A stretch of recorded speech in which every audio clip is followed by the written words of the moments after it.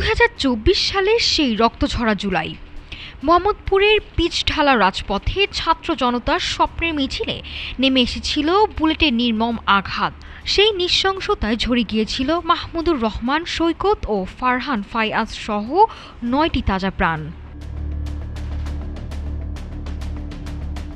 জুলাই গণ অভ্যুত্থানে মোহাম্মদপুরের সেই ৯ জন নিহতের মামলায় আজ থেকে শুরু হচ্ছে আনুষ্ঠানিক সাক্ষ্য গ্রহণ। সোমবার আন্তর্জাতিক অপরাধ ট্রাইব্যুনাল ১-এ প্রসিকিউশনের সূচনা বক্তব্যের মধ্য দিয়ে শুরু হয় এই আইনি লড়াই। সাবেক মন্ত্রী জাহাঙ্গীর কবির নানক এবং ঢাকা দক্ষিণ সিটির সাবেক মেয়র শেখ ফজলে নূর তাপস সহ ২৮ আসামির বিরুদ্ধে কাঠগড়ায় উঠছে সেই রক্তাক্ত দিনগুলোর সাক্ষ্য। এই মামলায় এখন পর্যন্ত গ্রেপ্তার হয়ে কারাগারে আছেন নিষিদ্ধ ছাত্রলীগের মোহাম্মদপুর থানার সাবেক সভাপতি নাইমুল হাসান, রাসেল সহ ৪ জন। তবে মূল হোতা হিসেবে অভিযুক্ত জাহাঙ্গীর কবির নানক, শেখ ফজলে নূর তাপস, সাবেক ডিএমপি কমিশনার হাবিবুর রহমান এবং সাবেক যুগ্ম কমিশনার বিপ্লব কুমার সরকার সহ ২৪ আসামি এখনও পলাতক। তাদের অনুপস্থিতিতেই চলছে এই ঐতিহাসিক বিচার।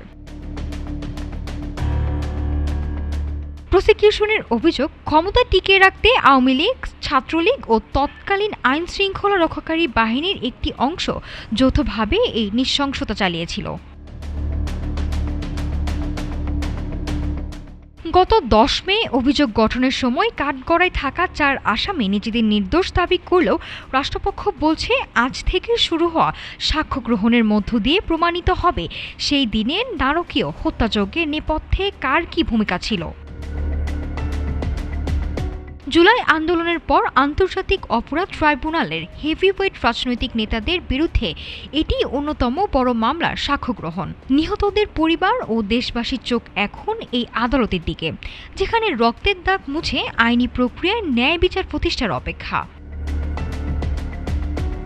নাফিসা সামিয়া, ঢাকা টুডে।